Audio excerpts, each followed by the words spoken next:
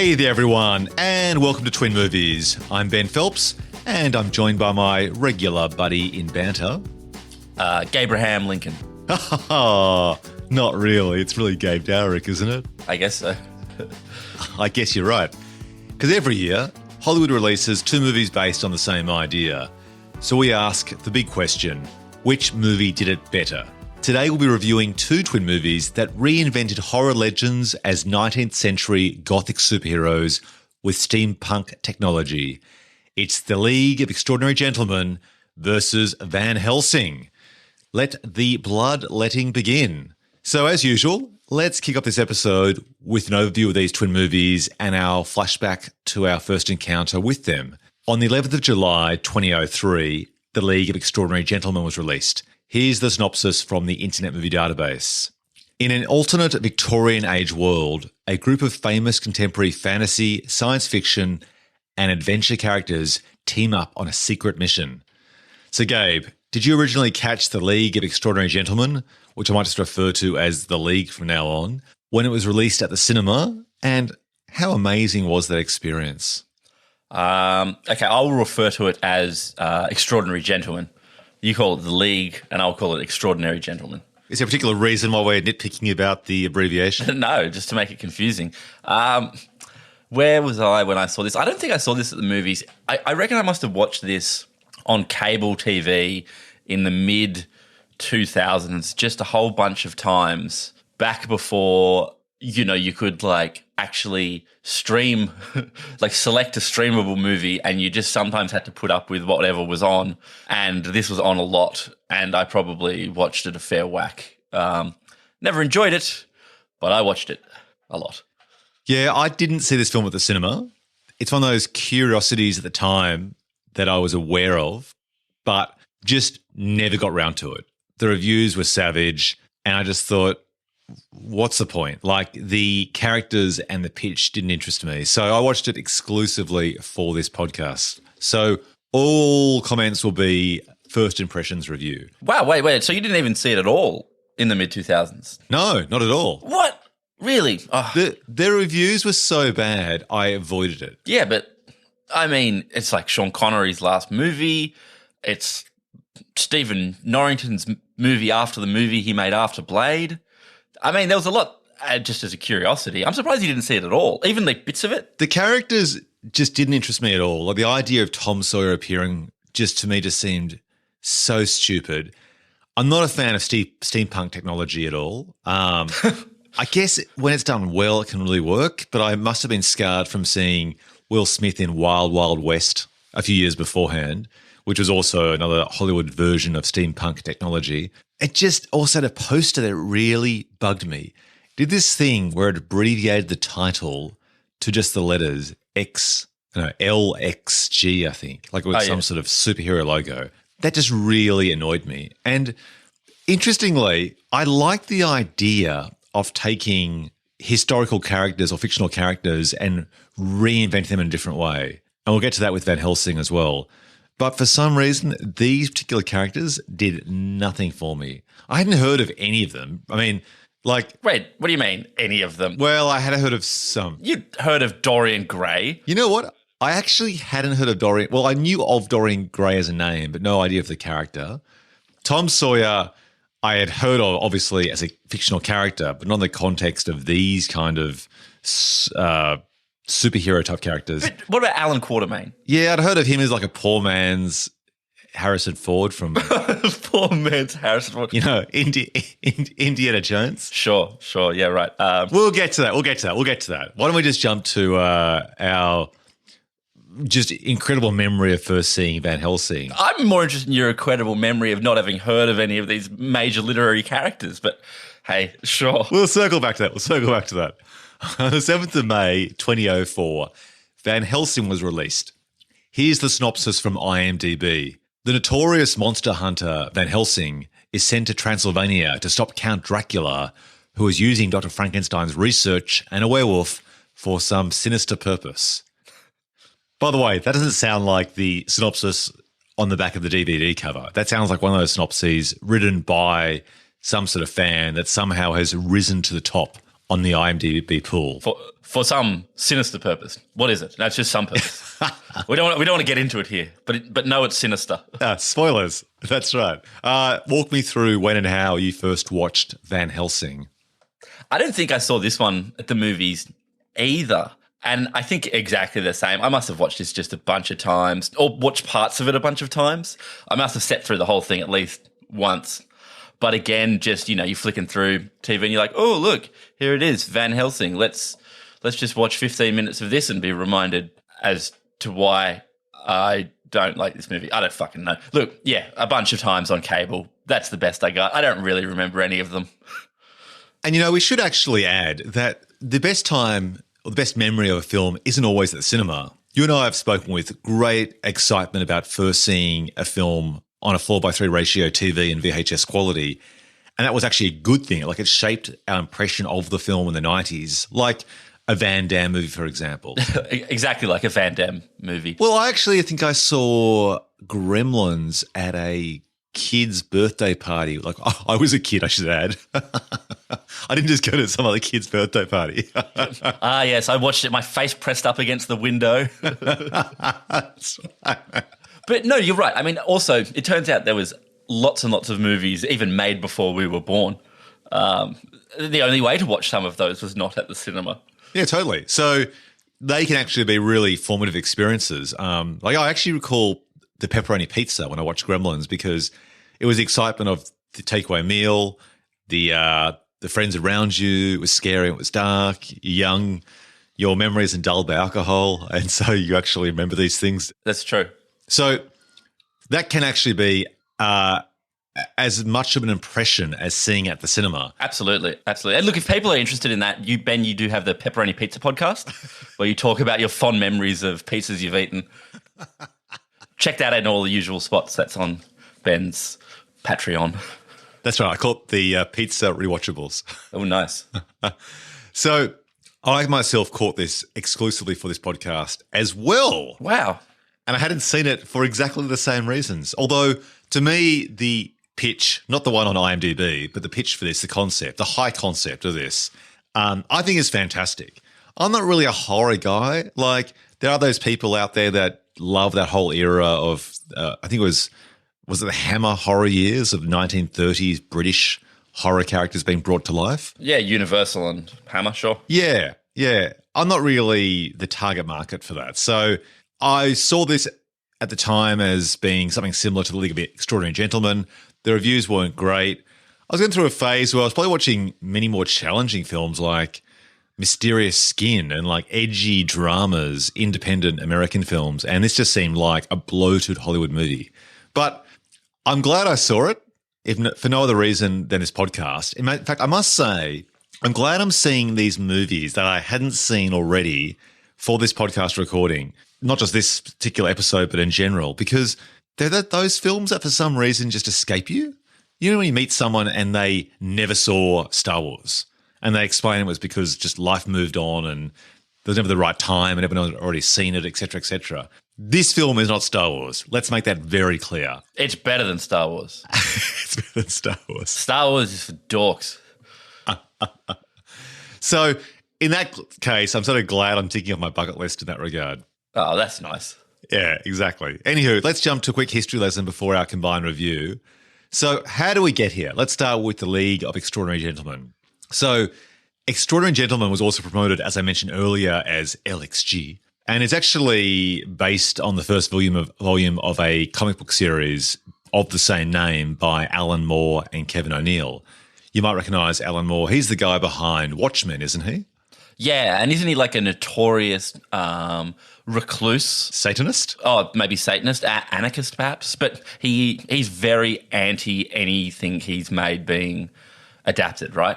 Very anti and very vocal about it. Yeah, good on him. So this film was based on a comic book property, and it was directed, as you mentioned, by Stephen Norrington, who is a British director who had made Blade. So you'd say he was probably a good choice on paper, at least, in that he was doing an adaptation of a horror icon. As for Van Helsing, that actually surprisingly was actually an original idea. It's actually written by the director, Stephen Sommers. Now, Stephen Sommers had essentially revived horror icons with the first Mummy film in 1999, which was a huge smash. And so I think he was probably given the keys to the kingdom. Like in making The Mummy, then The Mummy 2, which was called The Mummy Returns, this was his third film after that. You pretty much see his trajectory, can't you, Gabe? Like he's making horror so hot right now, and you just see the dollar signs flicking past the eyeballs of the studio executives, right? Oh, absolutely. I mean, it seems like a real no-brainer. The Mummy really lands its sort of style and tone kind of almost pitch perfectly. Yeah, like on paper, this should be knock it out of the park on paper. Yeah, to me, this falls very much within the phrase high concept, made famous by Jerry Bruckheimer and who was his partner again, Gabe? Jonathan Simpson. Yes, Don Simpson. And that expression refers to that window of time in the 80s onwards where essentially you capture the entire essence of the film in one sentence. Don Simpson died on the toilet. That's a high concept in itself. So this film, to me, I agree, like as a pitch, it's fantastic. Like let's make Van Helsing a superhero monster catcher, monster hunter, and he's hunting the icons that have littered the Hollywood screen since the 1920s onwards. Genius idea. Execution is something else which we'll get to. So let's get to that. Let's jump to our combined review. So knowing that these films came about ostensibly, individually, separately, without any connection to each other, and it was just pure coincidence, let's start with our review of the first one, which came out in 2003, The League of Extraordinary Gentlemen, otherwise known as LG. No, LEG. No, LXG. LGGGX. Like X. So, Gabe, did you like LXG? What worked for you and what didn't float your boat?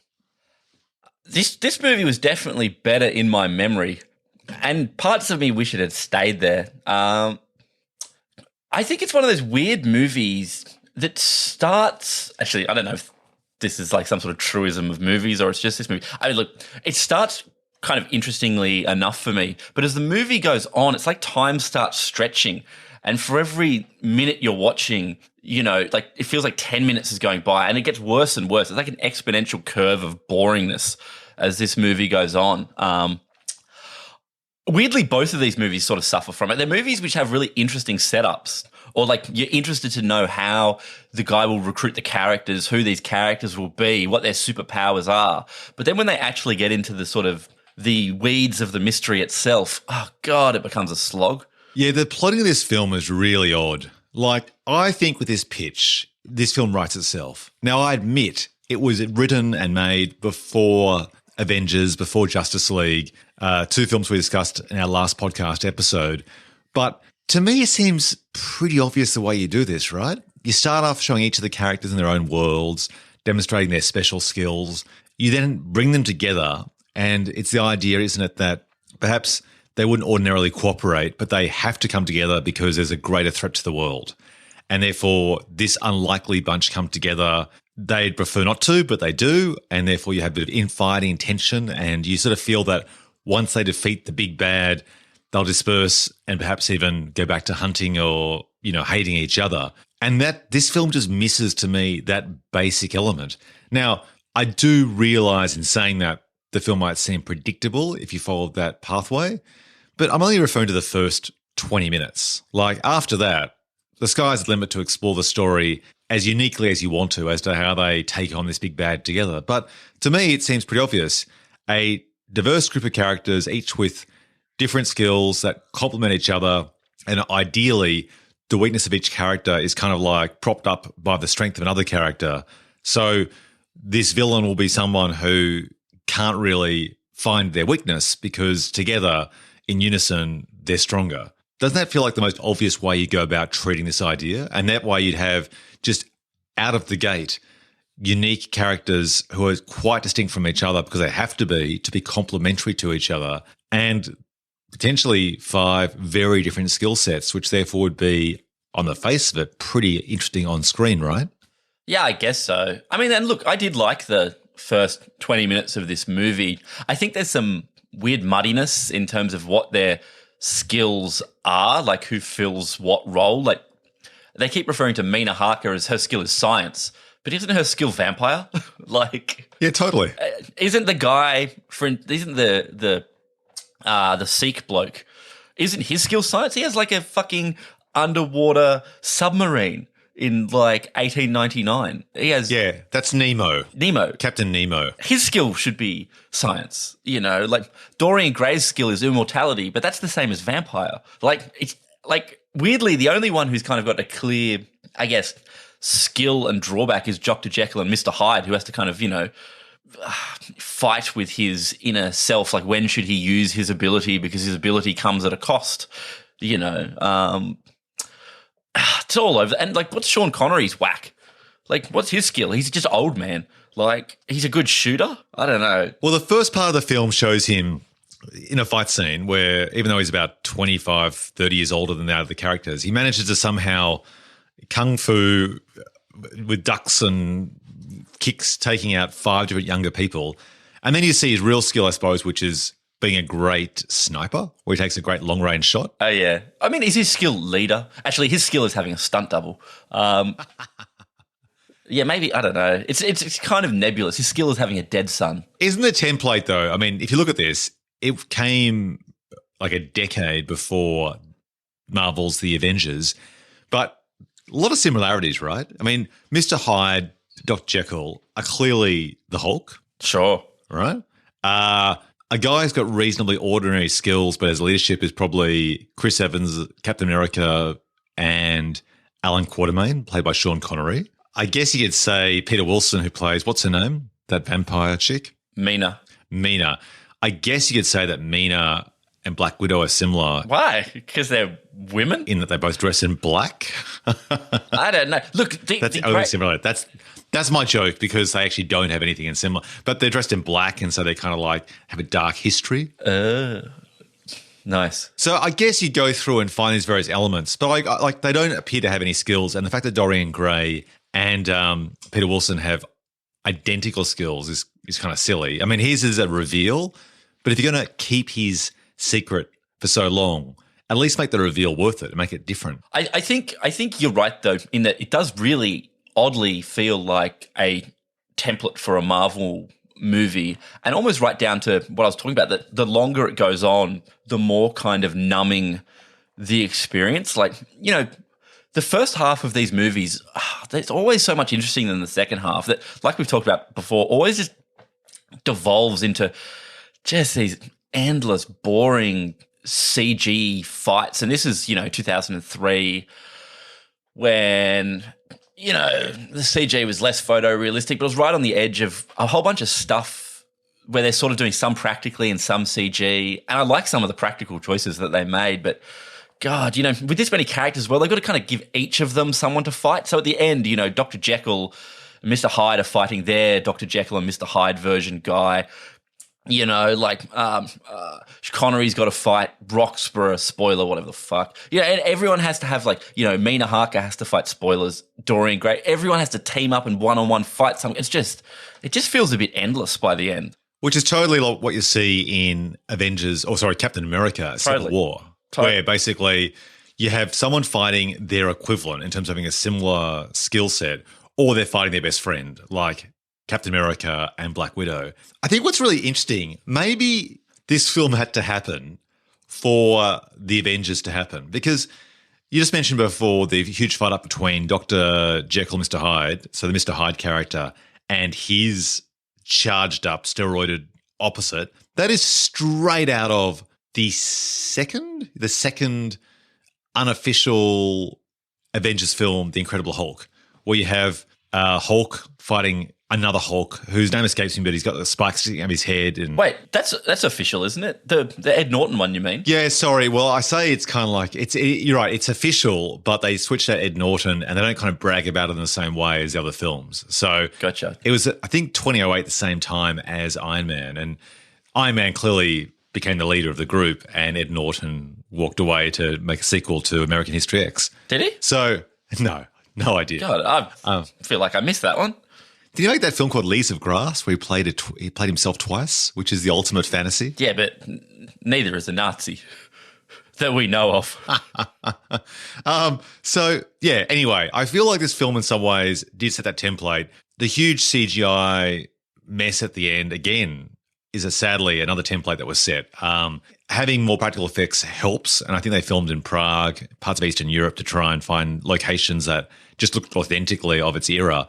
But if there was an opportunity for a blue laser into the sky, which we see in every DC and Marvel film, or even any end of the world film at all, this film would probably have it. Fortunately, there is no excuse for a laser in this movie, despite it being steampunk technology, and so we don't get that laser. But what we do get is that problem of this CGI mess at the end. And it just makes me think, why don't more screenwriters and directors and producers do something closer to the reshoots they did for World War Z, where you go, you know what? We can't just keep building and building and building the stakes because it just becomes ridiculous. It reminds me of that famous kind of little sequence in The Simpsons where you have, who are those two guys? Itchy and Scratchy. Itchy and Scratchy are pulling their guns out. And you start to see them pull guns on guns on guns and guns and guns until essentially there's this last image of like the globe and these giant guns sticking out from the planet Earth aimed at each other to try and one up the other. It feels like that. And what was cool about World War Z is they went, you know what? Let's just reshoot the last act. So they obviously got it wrong the first time by having those giant stakes. And they went back to essentially like what would be the middle of like Friday the 13th or Halloween, like a sort of stalker movie. And that to me was much more interesting and provided much more tension than just ridiculous explosions after explosions after explosions. I mean, if you were to try and re-edit or reshoot this film, how would you do that to try and avoid just the ridiculous antics of 5 different characters fighting 5 different opponents whilst explosions occur in the background? Yeah, it's a very good point, isn't it? God, it really feels like both ahead of its time and sadly of its time, this film, doesn't it? I think actually this film was very ahead of its time, but unfortunately made all of the mistakes that other films wouldn't make. So, like I mentioned before, this film had to be made for other films to stand on its shoulders. And if you look back on it, I mean, it came pretty close to ticking that Marvel template 5 years before, which is pretty remarkable. Like, this film, I guess, is closer to Justice League or Batman v Superman, Dawn of Justice. And what it tried to do is do the team up without having the origins movies of each character one-on-one beforehand. And we had, I think it was actually 3 years ago today, in 2017, where Universal released this famous photograph of Johnny Depp, Tom Cruise, Javier Bardem, Russell Crowe, and I can't recall, but I think it was a female villain from the Mummy reboot with Tom Cruise, and they were launching the Dark Universe, where the idea was to do an origin movie of each of these horror icons, like the Mummy, the Invisible Man, and so on, and they all will come together in some sort of team up, led by Russell Crowe's character, who I think he played Dr. Jekyll, didn't he? He did. So to me, in some respects, this film made the mistakes of Batman v Superman. Like, it tried to do too much too soon and do both the introduction and the team up and the ultimate villain all in one film. But yeah, but that's not so. Looking back on it, it's pretty courageous in some respects. But it's not so bad in a way.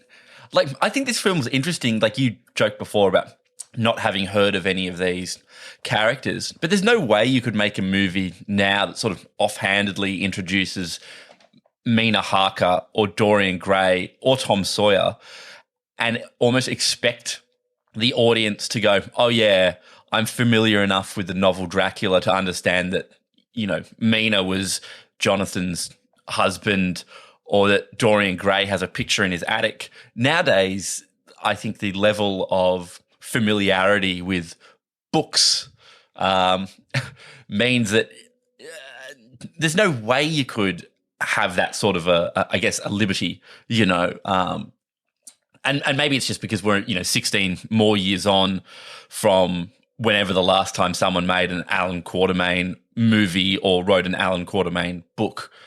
But I don't know, that kind of impressed me. At the one point when they're like, Richard Roxburgh is revealed to be the villain, and he's like, just call me, Moriarty. And they don't do some sort of Moriarty, as in Sherlock's nemesis. There's a kind of quaint and nice expectation that you know who Moriarty is. I like that. I respected that.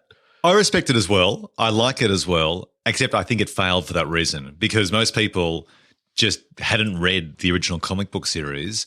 And I think the studio thought, well, we don't need to explain this stuff because everyone knows basically who these characters are. And you know what? It's based on a famous comic book and therefore it must be well known enough as it is. So yes, I like that they did it. I'm sorry, Ben, that you haven't read were... some of the great works of literature. God damn it. Fuck. By the way, I'm going to say Captain Nemo.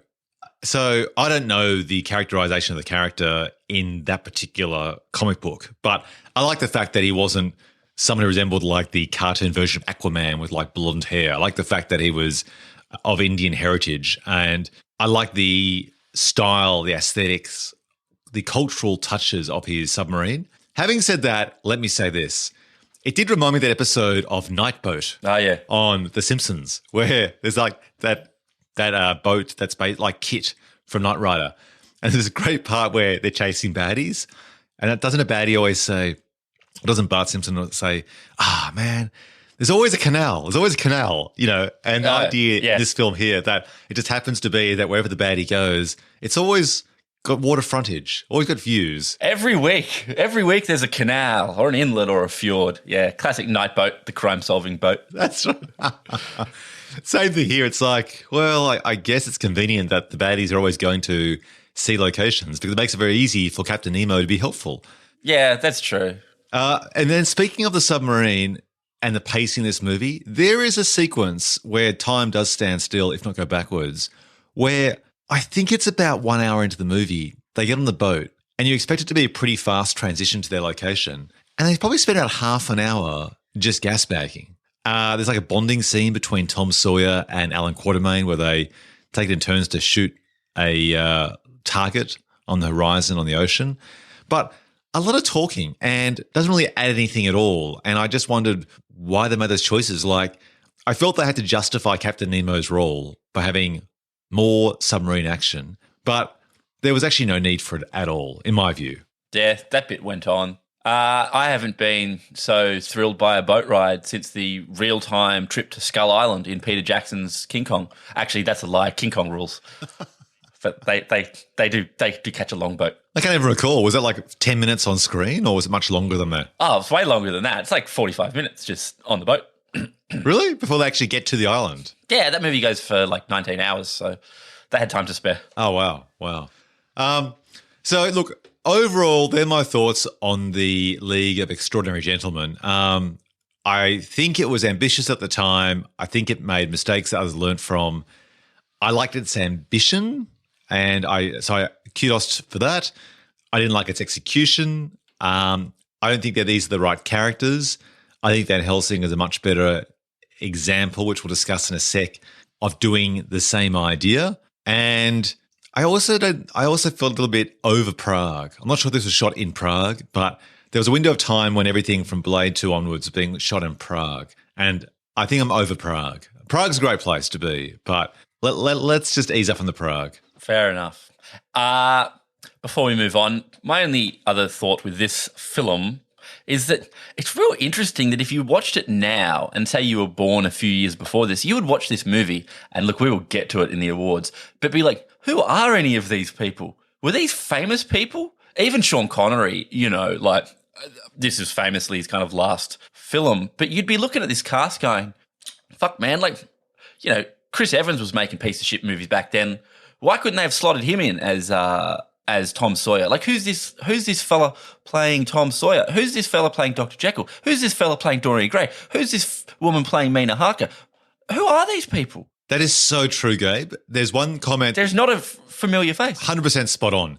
There's a comment I make at home when myself and my partner are watching TV, and I'll often turn to her and say, God, the Americans cast so well. Like, they'll cast just spectacular actors in even the smallest of roles, but they'll nail the right character, the right actor for the right role.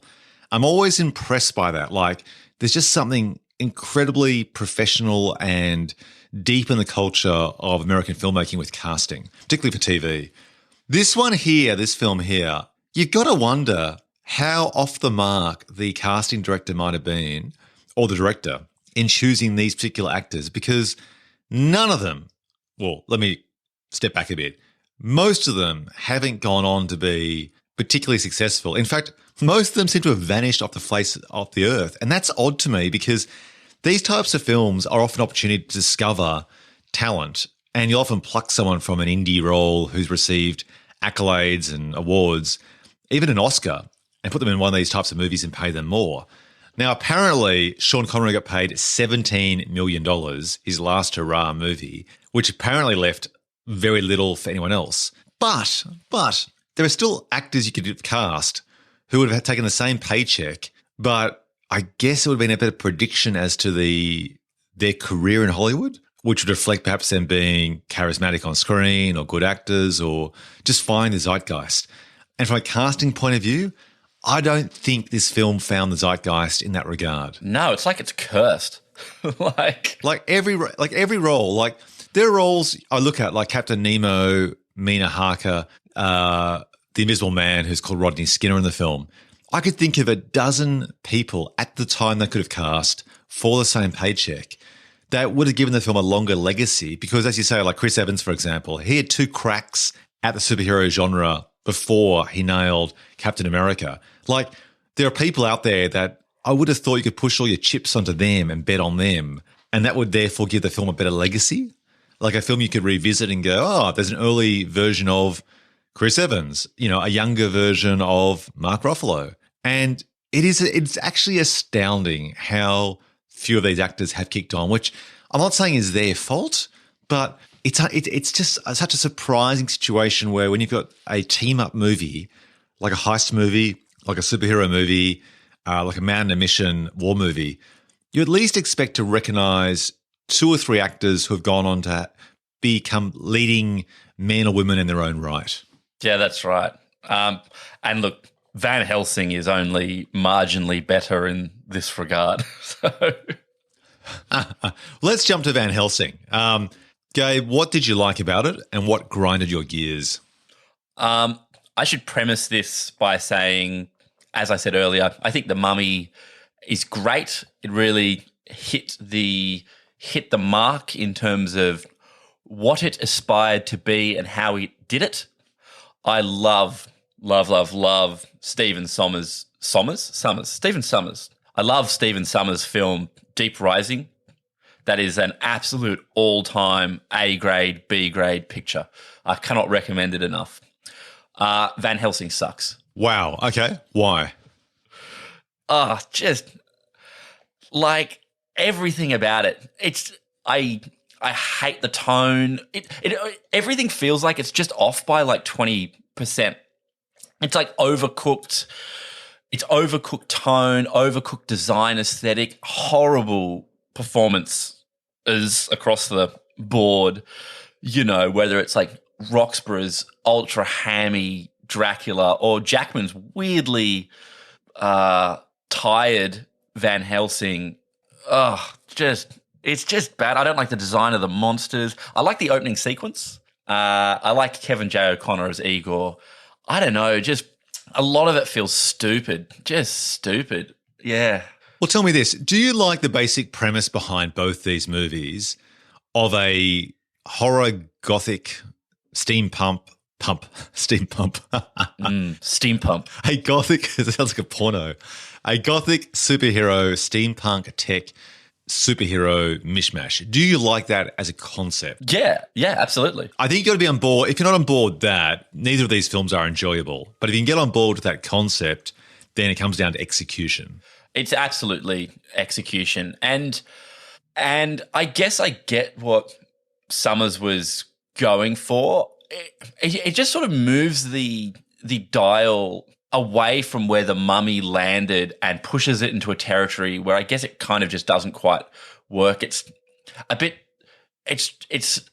campy but too self-serious, too big but not big enough. I don't know. It just sort of doesn't work for me. It's like too much kind of crappy comedy, trying to fuse too many, like it's Bond, but it's, also the Universal monsters. It's like all these gizmos. I don't know. It just doesn't work for me. Well, that's the other genre which they included, and that's James Bond, the espionage thriller. Yeah. I recall at the time I was only watching reviews on TV by two Australian film reviewers, David Stratton and Margaret Pomeranz. This is back in the day where you'd still watch people like Ebert and Siskel. Is it Cisco? Ebert and Cisco? Siskel. There were still those types of people you'd read in the paper or watch on TV, and perhaps read less of online reviews by film bloggers. Now I read all of my reviews online, either by New York Times or particular websites I follow that with, sort of film news gossip like Slash Film, for example, which I love. Back then, though, it was always these two Australian reviewers on our national broadcaster who I'd watch. And I think I remember at the time they made the comment that essentially this was James Bond via the horror genre. And Van Helsing is essentially a guy with gadgets, and David Wenham's character essentially is playing Q, who provides those gadgets to James Bond, aka Hugh Jackman, which is really funny because you actually had the guy, Sean Connery, who played one of the most iconic James Bonds in the other film, albeit not with the gadgets and so on. And I do recall, though, in my memory, I've always thought, is that a terrible idea or a great idea to take James Bond as a character with gadgets and his sidekick and then reorientate him somewhere else? And essentially, tell me if you disagree, that's what Christopher Nolan did in Batman Begins. He essentially made the butler character, Alfred, like Q, who became his 2IC, who was the one who had tech expertise and military experience and developed all these gadgets for Batman to use. It worked in Batman Begins. I think it works conceptually in this film. It's just, to me, it's 20% off, as you say, with the tone and execution in some respects. But I do like the idea of it. And if David Wenham wasn't acting like an absolute putz, I mean, he was directed that way, obviously. It looks like they basically put wires behind his ears too, to make his ears stick out, to make him more unattractive and a little bit more goofy. And David Wenham's a fantastic actor. So I'm just assuming that every actor here was directed to act in this way on the instruction of Stephen Sommers, because we've all seen them in other films play much more nuanced characters and, act in a more grounded way. But clearly the instruction was, we are doing this horror, superhero, espionage, thriller mishmash, and we therefore need to have acting that kind of somehow suits that genre hybrid, which I don't think was necessary. Like, why did they have to essentially, to me, overact? Whereas I feel you can actually mash those genres together and still make it grounded, don't you? Like, don't you think that Marvel in some ways, and I guess even more so DC, have tried to do that? They've tried to ground superhero genres, particularly Batman, in the real world. I think you can do it, but maybe this film was too insecure about doing that, or was just too radical to try and ground something which just on the face of it is just so outrageous, like Frankenstein's monster, but werewolves, Dracula. But you're right. But it doesn't have to be gritty. Like this notion that to make something realistic it has to be like the gritty reboot is so fucking boring. Like, to be clear, I'm not saying gritty, and I 100% agree. People often conflate grounded with gritty. No, that's right. Like it's one of the same thing. Totally. And I'm not saying that because I think a lot of the online film nerds talk about how they really want gritty. And we've seen all these terrible studio superhero movies where they've tried to do what they thought was why Batman was successful, which is gritty, The Dark Knight. And that's actually the wrong lesson to take from The Dark Knight. I think grounded is different. And let me just say that realistic stakes, I would call, is an element of a grounded execution, not just making it dour. Well, and both of the guys who made these films, Norrington and Summers, came off movies where they arguably really nailed the tone. I love Norrington's Blade. I know you like it less than I do, but I think he really got the tone of that film right. And again, Summers really gets the tone of The Mummy or Deep Rising, which is a silly movie. So yeah, it doesn't have to be, it can still be a bit campy or whatever, or a bit silly or goofy or fun. It doesn't have to be self-serious, but I don't know. It's a fine line, isn't it? Yeah, I'm just trying to understand what Summers was thinking in terms of directing these actors for these performances. Do you think it's because they were on green screen for a lot of the film and so therefore they were just acting incredibly theatrically? I mean, Richard Roxburgh in both these films is acting at 120%. Oh, God. It's terrible, and he's a great actor. He can be really nuanced. Like, he's in an Australian TV series called Rake, where he plays an alcoholic lawyer who has a great sort of black sense of humour and is a bit depressed at times, and he's really good. He's really good, and that's a grounded TV show set in the legal fraternity in Sydney and contemporary times. So it must come back to being directed, but I just don't understand why they went so big because it didn't do any favours. Now, look, The Mummy has a lot of campness to it and comedy, but he got the balance right of that tone. And I guess you could say that in some respects a campness can be acceptable or you can get away with it if the film is set in a certain era, right? Like, when you see like punching scenes, like fighting scenes where they stage them to almost resemble how the punching or fighting scene would have been shot 50 years ago. That's a swashbuckling style. Like, you don't shoot like a Bourne film with the shaky cam and fast cuts. You sort of shoot it in a wider screen, and when people punch, they kind of like draw their fist right back and have a huge sort of swing through the air. I feel that was infused in The Mummy and it works. Maybe it's because The Mummy had the reference point of films that were made back in the 1920s. So therefore, there was a template he could work with. Whereas this film is set pre-cinema, and so therefore there wasn't some sort of template. I don't know. I mean, the horror films, what are they called? The Hammer horror films, they're not as goofy as this. So it's not like they were an archetype. It just flummoxes me. I'm just trying to understand the psychology of the director who got it so right twice beforehand, or three times if you include Deep Rising, but just swung and missed badly here.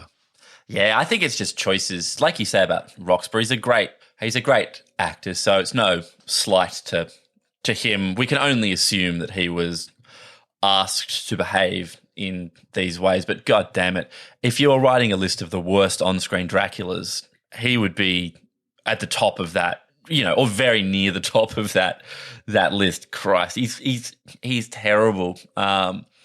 And, even stuff like his hair. Oh, God, I hate his hair. I love hair in movies, but his hair is terrible. The transformation, the way he transforms, the sort of idea to make Dracula sort of more demonic or whatever, interesting. But, yeah, it's just a successive, it's just a succession of, what would you say, approving designs and concepts that kind of don't work. And maybe it's a casting thing. Like Brendan Fraser was perfectly cast as a kind of, Indiana Jones-esque idiot in The Mummy. But here, maybe the casting's just off. Yeah, I mean, I actually thought the casting of the other actors was okay. Unfortunately, influenced by bad direction or bad character design choices. But I thought Kate Beckinsale was fine as that character, as the heroine she's like an action heroine. It's a bit cliche. They stick her in pants to make it clear that she ain't going to be sort of, one of those girls you'd see in bodices and flowing dresses. In this film, she's a hero too. Okay, that's fine. I mean, this is back in 2004. So this is in a time when they really are fighting the idea of still, back then, damsels in distress. So that's cool that they made her more of an action hero. I think the other actors were fine. Just the makeup on them was just terrible. Like the choices made with Frankenstein's monster. Oh. I do not know Terrible. how they decided to take every cliche in Hollywood history of Frankenstein's monster and mash it into that design. It doesn't make any sense at all. Like, I look at a film which had De Niro playing Frankenstein, for example, and that was much more of a naturalistic depiction in the sense that he looked like he had realistically, unquote, been sewn together. This guy, this Frankenstein's monster, has electricity glowing in his brain, and in one scene he sort of peels away a piece of his face like it's pizza and puts it back into place. It's just goofy, and it's like every time there could have been a good choice made, they went for something totally over the top, which to me undercuts the naturalism, again, as much as you can possibly have naturalism in this type of movie.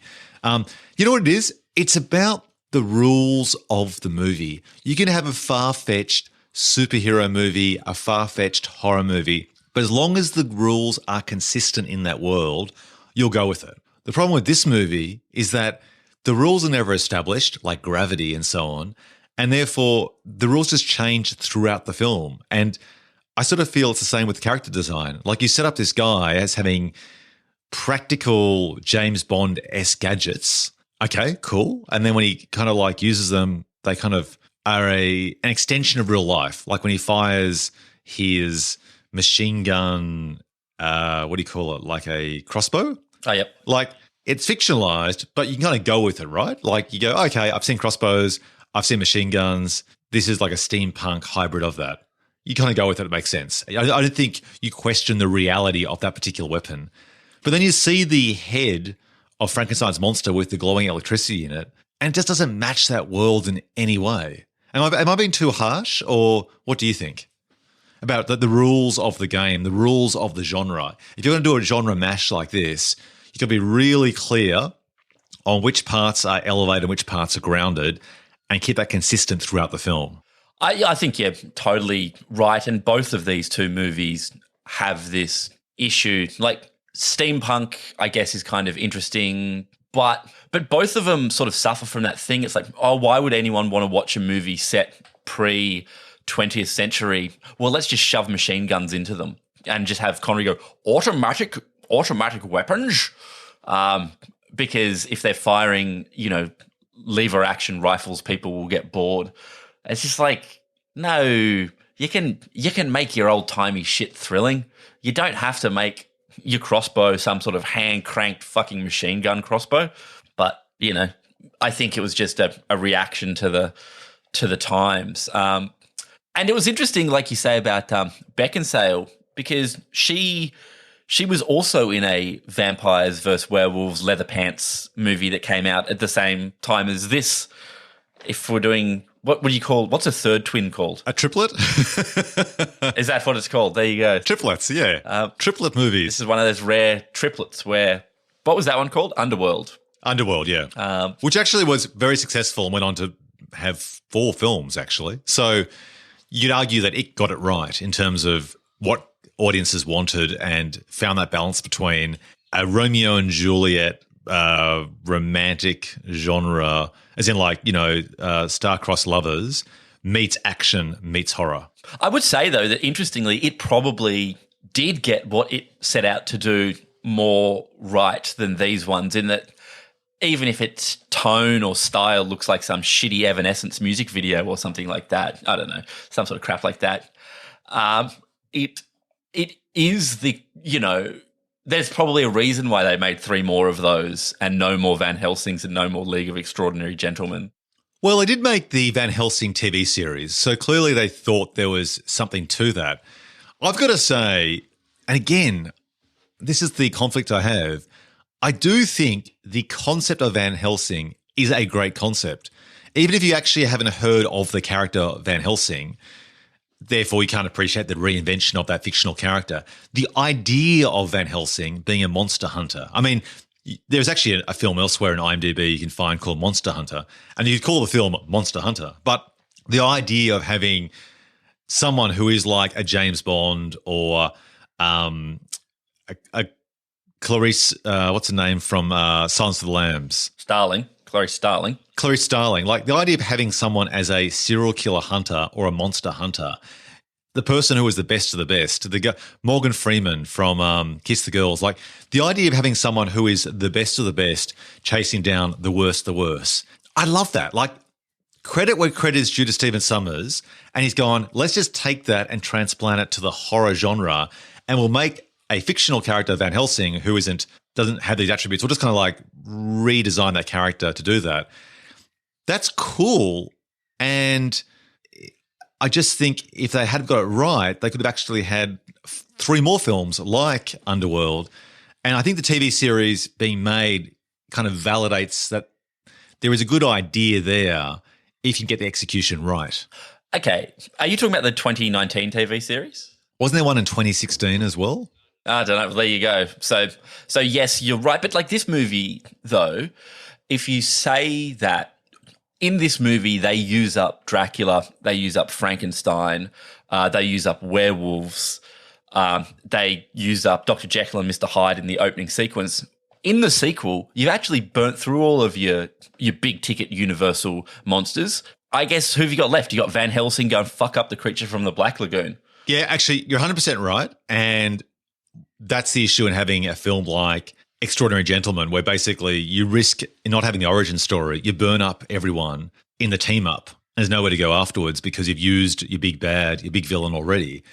So I would say for both movies, they would benefit from slowing things down and creating a longer runway before some sort of team up. Or maybe in Van Helsing, essentially he just picks off one iconic villain at a time. Like you start with Dracula, and then the sequel is Dr. Frankenstein's monster, and so on. And like the werewolf is number 3. I mean, that to me would make more sense. And I actually think it'd be really interesting because imagine if you had, I mean, here's a pitch for you, which we could save perhaps for our little sequel, is it's like Heat meets Van Helsing, right? You've got the best bank robber against the best cop. And then you have them come together briefly for that one scene across a medieval diner. Sure. The idea of the best against the best, I love. And I think audiences really appreciate it too because it's the ultimate escapism and it creates ultimate fear. You want to be the cop, or if you're a sociopath, you want to be the villain. But you appreciate, as Al Pacino appreciates in De Niro, the skill of the other. Even if you don't respect them, you appreciate. Or you respect them, but you don't like them. There's an interesting element here where if you'd actually made Van Helsing without Richard Roxburgh doing 120% of Ham, and you just jettisoned the other characters and you made it just a film where perhaps Dracula is in hiding. You know, he can't be living in this huge castle in Transylvania where he's drawing attention to himself. He essentially is living on the run. He is like Jason Bourne at the start of The Bourne Supremacy, just sort of like moving on the run to stay on the low because he fears being caught because he is the minority. And therefore you have some sort of sympathy for him that he's a tragic figure that's been cursed with this awful disease/skill. And then there's a nuance. And Van Helsing can therefore be a bit like a bit like Tommy Lee Jones. It's like The Fugitive. Here we are. It's The Fugitive meets Van Helsing. And who are you rooting for? Are you rooting for Dracula on the run, or are you rooting for the Tommy Lee Jones Van Helsing on Harrison Ford's tail? Like, these are ways you go to me which make the film more grounded. You can still set it back then and give yourself a bit of scope for 3 or 4 sequels. Just an idea. Totally. So we should actually probably get onto the awards in a sec. Any other final thoughts? I just had a couple of things I wanted to throw away. Positive legacies of this film. Richard Roxburgh met his wife, Sylvia Coloco. Oh, that's nice. Who played one of the, what do you call it? The female vampire, one of the wives. Brides of Dracula. Yeah, and she played Bride Verona. So that's a good thing. Did you notice the ADR on David Wenham? I think every scene featuring David Wenham's character is ADR'd. And I wonder if it's to make him sound more goofy in post-production, because his performance is also very silly. And I think that they actually did ADR. I can't find any research on this, But I feel listening to the sound of his audio in every single scene and noticing how goofy the character is, I wonder if basically they had to elevate his performance in post-production to kind of make the film more consistent with the performance of Richard Roxburgh and other characters. Just a theory. I would imagine most of all of the dialogue in a movie like this is ADR, not just his. I think most big Hollywood movies essentially almost loop the entire movie. So it may well be that David Wenham is just not as good at doing ADR as everyone else, or they made a specific design choice in ADR that didn't sync up to his lips. I'm not a post-production sound guy. I might be way off the mark with the extent to which they ADR, but I have a feeling that Sam could confirm that for us right now. Sam? Hello, Gabe. Hello, Ben. Yes, indeed, they do ADR a lot of the dialogue in these big blockbuster films. Most of the dialogue in these movies end up being ADR because of the fans that might be on set, or, you know, the countless number of crew stomping about the place. The costumes are often a big problem, and so they end up just ADRing it all. And, you know, you ADR a few lines, you might as well ADR the whole scene because it matches better. Which, for the listeners of the show that aren't familiar with the term, ADR stands for automatic dialogue replacement. There's nothing automatic about it, but what they do is they get the actors back into a studio in a controlled environment, and they re-record the lines. They'll often re-record new lines for expositional reasons. So if you hear a line that sticks out a little bit, but it's over the shoulder and you're not seeing the person's face, they've done that afterwards to try and explain a plot line that didn't quite make sense in test screenings. That happens quite a lot. They tend not to ADR too much on independent films, or as little as they can get away with. There's always some necessary lines. But for financial reasons, but also for reasons of performance, on independent films, they tend to try and stick with the sync dialogue, the production dialogue. And interestingly enough, also on Christopher Nolan films, he prefers the production dialogue, the performance that they captured on the day. Picture editors prefer the production dialogue because a picture editor will spend a long time.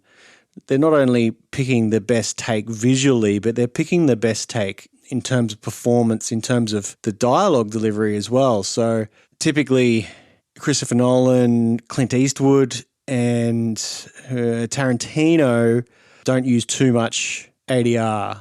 It's likewise with the Coen brothers. They'll use it when it's necessary, but not as a rule, like, say, Michael Bay or, I don't know, Zack Snyder, you know, those kind of cunts. They use heaps. They use heaps of ADR.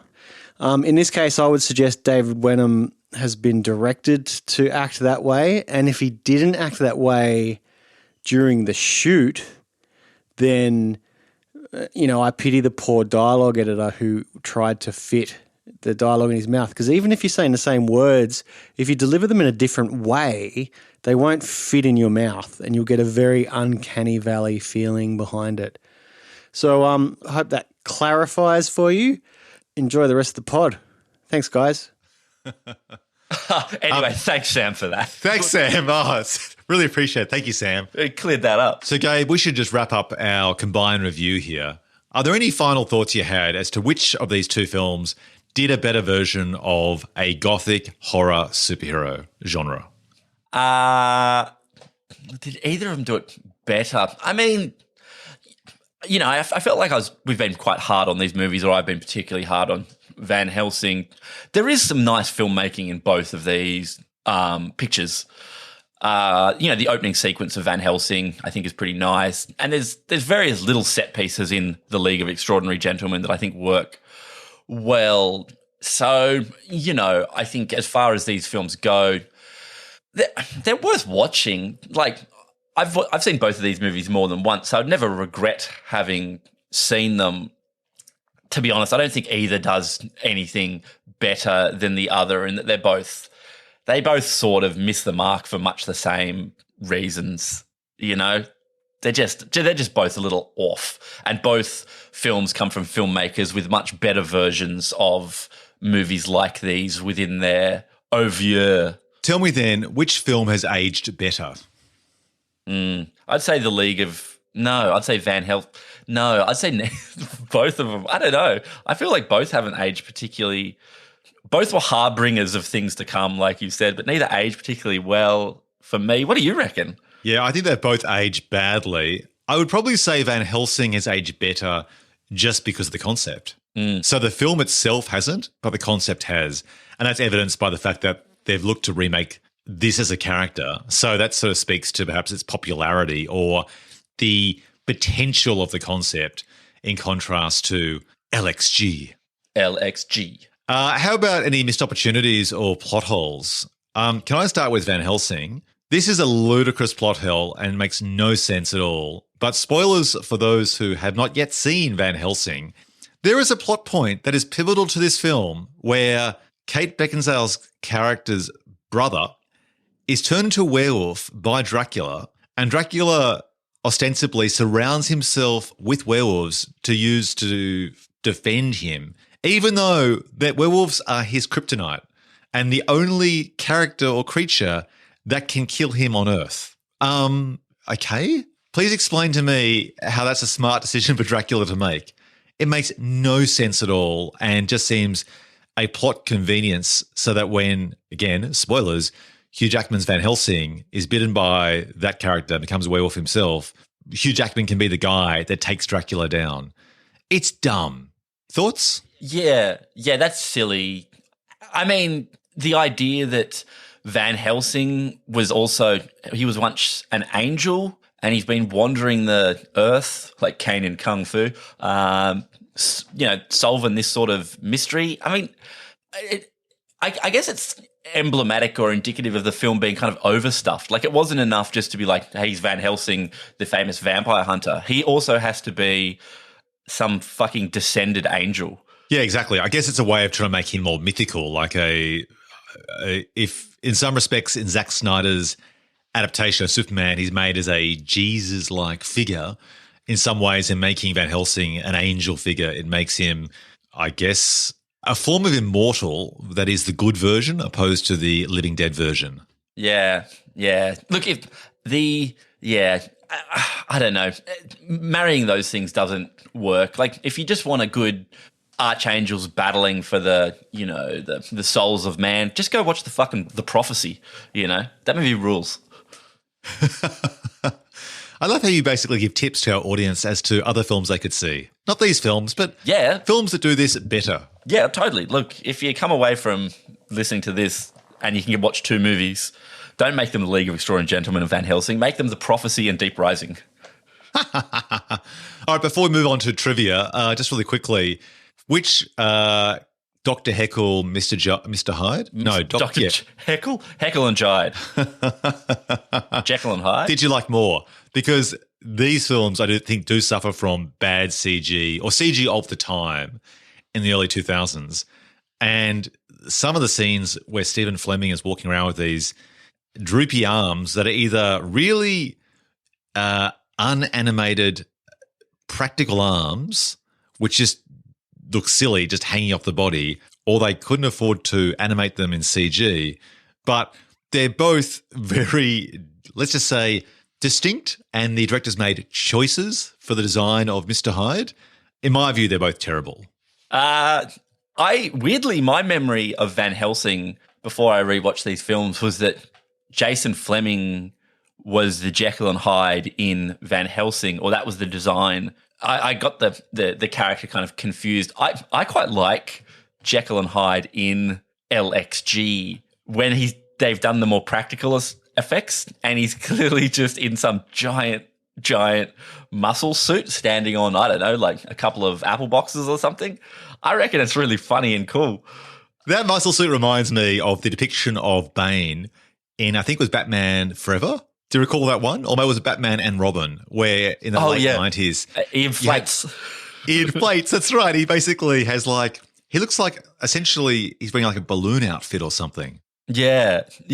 So I think the Robbie Coltrane voiced Mr. Hyde in Van Helsing is very terrible because he's all CG, and it's, you know, right at that point in CGI history where they were doing fully CG characters that just never looked like they fit in the practical space, or they just look like kind of much too cartoony, and you really had to be willing to go along with that.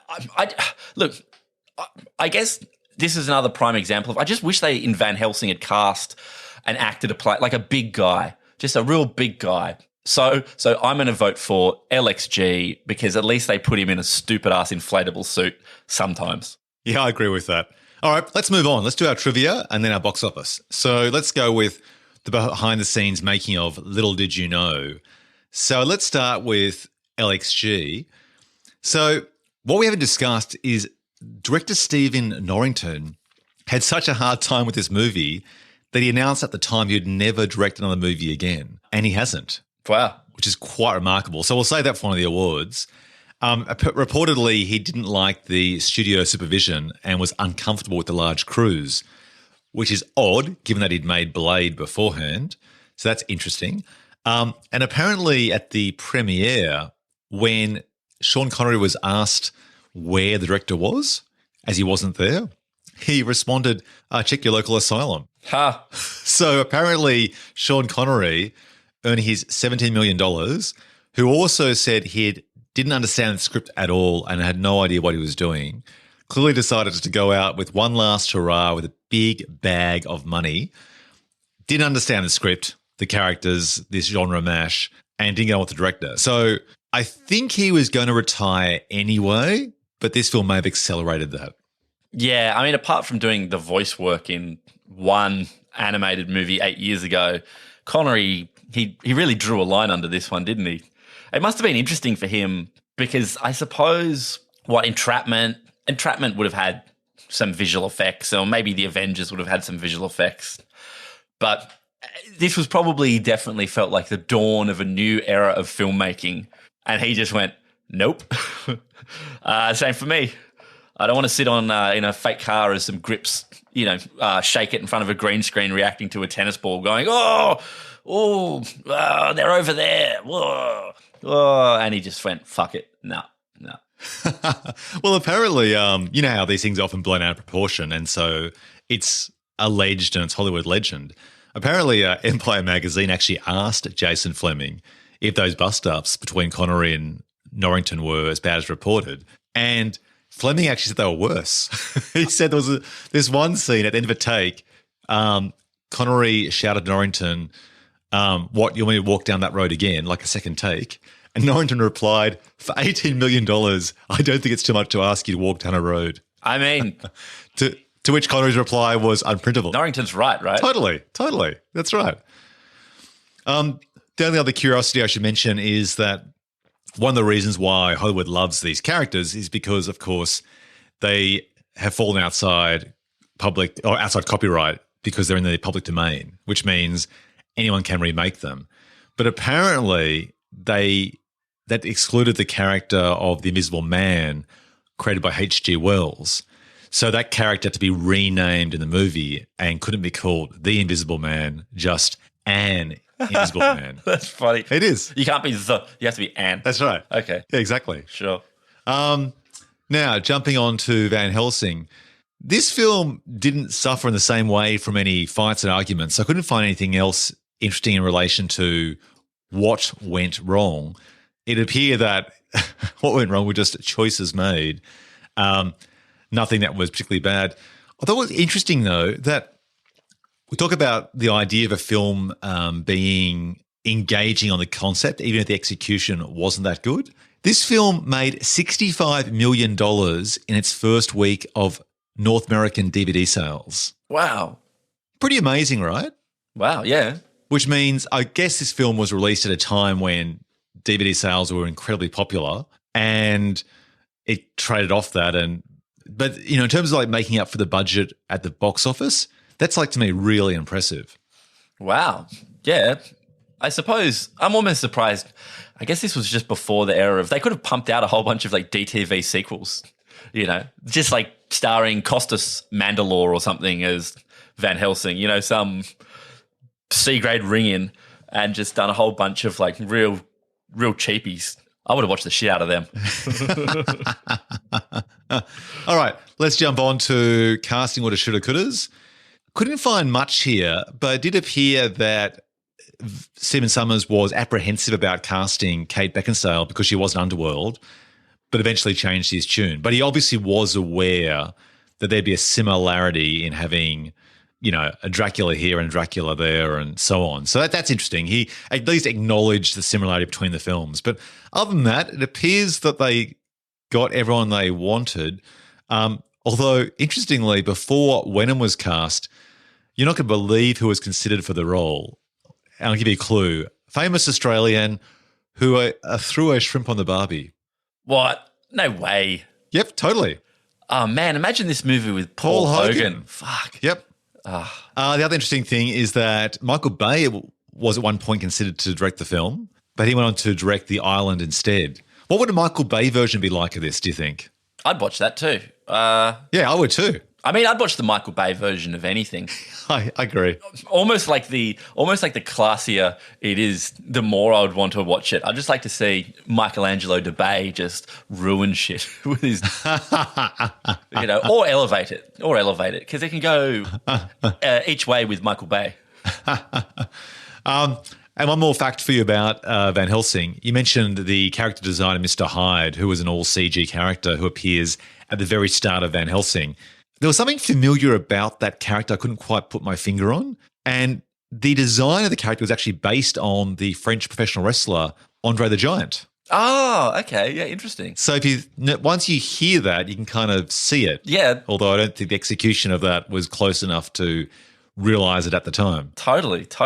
And one last casting woulda, shoulda, coulda for the first one, LGX or LXG.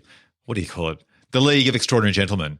Guess who was originally cast as Mina Harker, who instead of Peter Wilson? And this makes sense when you hear it. I'll give you a clue. She appeared in a Matrix sequel. In a Matrix sequel? Jada Pinkett Smith? No. Taller, wearing latex. I don't know. Who? Curvaceous. Oh, Monica Bellucci. Yeah, apparently so. Huh. Yeah. And Eddie Izzard read for the part of the Invisible Man, which is interesting. Oh, yeah. I think he would have actually been quite good. Actually, I thought Tony Curran, who plays him, was pretty good. And I quite like seeing it when he pops up in movies. Perhaps he'll get an award later. We'll see. Yeah. David Thewlis, we both like, also auditioned for the role of Jekyll and Hyde, ultimately played by Jason Flemyng. You know what? I like Jason Flemyng, and David Thewlis would have been great, but I think they went the right way with Flemyng in the end. He was good. Yeah, agreed. All right, moving on. Spot the Aussie. Well, I think we know the answer to this. So, gentlemen, it has to be Richard Roxburgh. Did anyone else appear from Australia? Is Peter Wilson Australian? Oh, she is too. You're right. Yeah. Yes, Peter Wilson. Okay. Okay, so Peter Wilson. She's an Aussie. How about Van Helsing? All three main cast except for Kate Beckinsale. Oh, yeah, Hugh Jackman's Australian. Hugh Jackman. I wasn't even going to mention. Yeah. David Wenham, Richard Roxburgh. So this is a weird thing. Stephen Summers has cast three recognisable Australian actors in these lead roles. What's with that? Because Richard Roxburgh hadn't been in much except for, in terms of international films, except for Mission Impossible 2. David Wenham hadn't either. So is this situation where perhaps Hugh Jackman had a bit of executive producing clout and was able to encourage Stephen Summers to at least audition some Aussie mates? Because it's interesting that this film is set in 19th century Europe. There's no need for Australians to be in this film. And as it transpires, they both give incredibly camp OTT performances, even though they can do much better when directed so. Weird, right? Yeah, I mean, I went and looked and checked. Maybe some of the people who did the casting were Aussies or something, but nope, none of them are Australians. They're American and British. So, and it wasn't shot in Australia either. No, that's right. So maybe you're right. Maybe it was just Hugh Jackman, trying to get his buddies Dave and Richie on screen for the on-set drinking sessions after work. That's right. Nice. All right, let's jump to marketing methodology, madness, and missteps. Now, I've already discussed what happened with Norrington and Connery on Extraordinary Gentlemen. The only other interesting highlight I could find in relation to marketing was for Extraordinary, they actually enhanced the breasts of Peter Wilson for the promotional posters, which is weird because they did exactly the same thing to Kate Beckinsale's chagrin for Underworld. And she made a big point of it at the time that it was totally unnecessary. So this was an era where I think the same thing happened with Keira Knightley. Oh, King Arthur, yeah. For King Arthur as well. There was obviously a thing where they felt they had to try and sell more sex through the posters, and so they enhanced the breasts of all these female actors. I don't think that would happen now, but that was very much of its time. What do you think? I think you're right. They should have put a big pair of titties on Hugh Jackman on the poster for Van Helsing.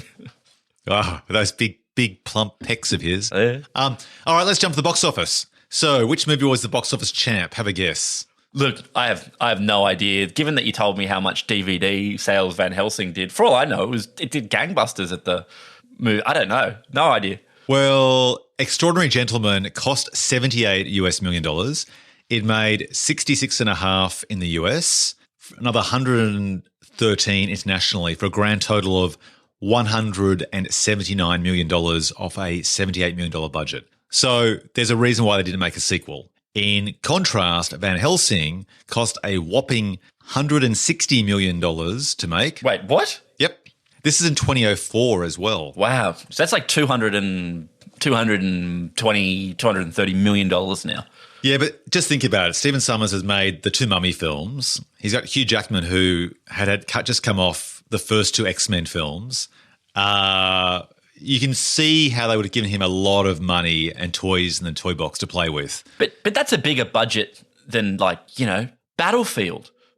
Yeah. Battleship, sorry. I know. That movie Battleship. Crazy. It's a bigger budget than Transformers. Yeah. It's a bigger budget than Pacific Rim. And I don't feel you see all of the value on screen. Like, some of these scenes feel very contained and set on sets, like those scenes in the town square and so on. So maybe it's just a case that the CG budget for all the vampires and monsters and werewolves was just so expensive that it was justifiable. I guess.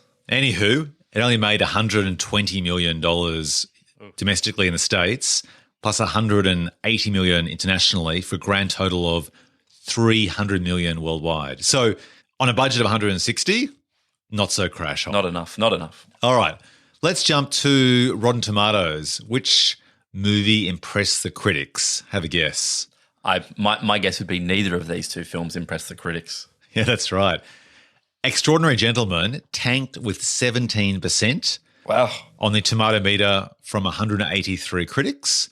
Van Helsing didn't do very well either, 24%. Now, which film do you think audiences have cherished the most, if cherished is the right word? I think Van Helsing would be more cherished. Yeah, well, yeah, right, but just. Okay. Gentlemen scored 44% with fans, and Van Helsing scored 57%. So a pretty shallow victory. Do you think the ratings or box office of either of these films, or let's say Van Helsing, was somewhat influenced negatively by the bad reception to the first film? I don't know. Maybe. I guess, do you think they're similar enough that people would be like, I feel like I've seen this one already, or they're just different enough in sort of the execution of their marketing or whatever? It's a tough one. Yeah, I mean, I can easily justify these as twin movies based on that pitch we gave earlier about them being genre horror mishmash films set in the same era with steampunk tech. I think to audiences, they probably wouldn't see it from the poster alone. I think they'd see one film as being a horror action film, and the other film as being a team-up movie set in Europe. So I don't think one film affected the other, but it certainly couldn't have helped. Yeah, I would have thought Underworld would have had more overlap with Van Helsing in terms of the familiarity or the feeling that you might have seen this movie, despite maybe the premises having a similar but different, but maybe particularly not as much overlap. Yeah, I think you're right. It's one of those situations where audiences perhaps don't always know why they don't like something, but they have that instinct as to why it's not appealing to them. All right, let's jump to the awards. It's time for the awards. Drum roll, Gabe. Isn't that a trumpet? I guess so. All right, best title, go. Van Helsing. Yeah, I agree. I think neither of these films are particularly great, but I think League of Extraordinary Gentlemen is cumbersome and a bit pretentious. Nice. And trying too hard to emphasise this team up as well. Okay, best poster. Check out your podcast app. I put both posters side by side to give you a comparison. But if you haven't seen them, League basically has a couple of posters where essentially it's lots of headshots of unrecognisable fictional characters side by side.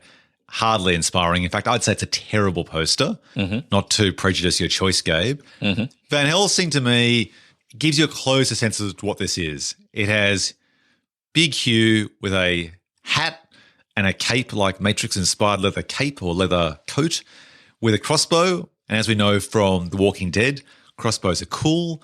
And we kind of get like the iconic silhouettes of a Dracula creature, Frankenstein, and werewolf in the background. And Kate Beckinsale is sort of dressed in the sexy tight bodice outfit and a sword. To me, it basically is what it is. It says what it is on the tin. I agree. Also, I would give Jackman's hat in this movie a 6 out of 10. Excellent. All right. From now on, we'll be doing a whole new awards section based on little hats. Rate the hat. All right. So Van Helsing takes home the poster and the title. Let's jump to the Bill Fleck Big Break Award.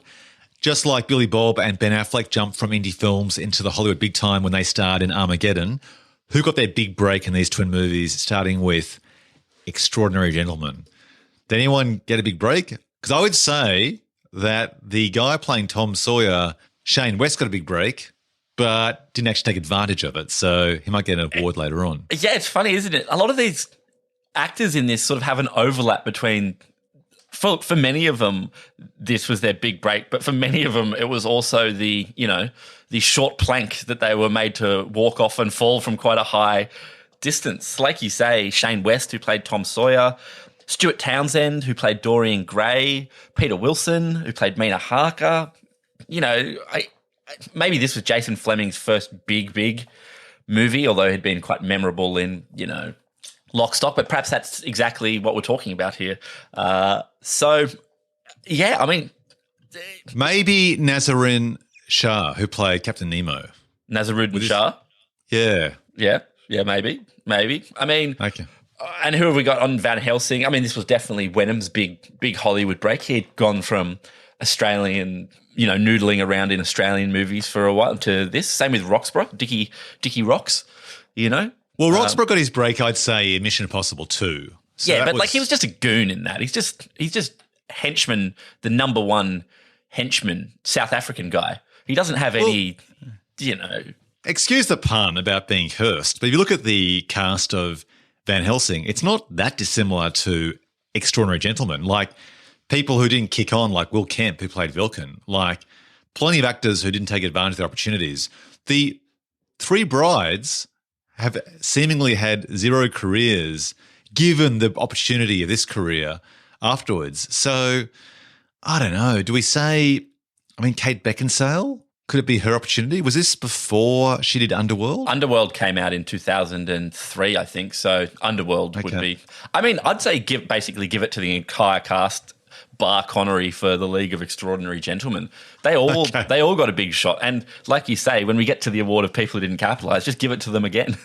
Okay, done. All right. It's a shared award, guys. It's like one of those SAG sort of best cast awards. Nice. You got to put a hand on the award and hold it each. Okay, moving on. The Before They Were Famous award, a.k.a. the Blink and You'll Miss Them. Let's start with LXG. Did you spot any big names in small roles? I didn't really. No, I couldn't recognise any. It's always harder in a monster movie when they're covered in makeup anyway. But it didn't appear there was anyone there. I will actually go, though, to Van Helsing. I guess an easy nominee who might take home the award for a paycheck is Robbie Coltrane playing the voice of CG Mr. Hyde. Yes, that's fair. But there's no one else. All I've got is Robbie Coltrane as a possibility. No, it's an anemic ward this week. Okay, null and void. No winners. Moving on. Let's go for the Tommy Lee Jones Show Stealer Award. Just like Tommy Lee Jones, who stole the show in The Fugitive, who stole the show despite being in a small or poorly written role, starting with LXG. This might be controversial, but I actually quite like Stuart Townsend as Dorian Gray. Oh, really? Yeah, I don't know. I think he's like, what do you call it? He's sort of foppish. I mean, he's not really that foppy. I don't know, dilettante, is that the word? Gentleman, immortal gentleman. I think he's pretty good. I quite liked him. Agree. He is quite good. I think that's fair enough call. I'd put him down or Jason Fleming. Yeah. I think Stuart Townsend does the right thing with the role. He knows he has to be a bit sexy but dark and a bit mysterious at the same time, and that's a hard line to walk without seeming like a wanker. So he's a good nominee. How about Van Helsing? Did anyone steal the show? You know what character who I really like in this film? I don't think he stole the show, but he feels like a nice little opportunity to. There's a dude who plays like the main villager, and he wears a big top hat. He's like the main like pitchfork villager, and he gets like decapitated. I think at one point, and his head goes flying towards the camera.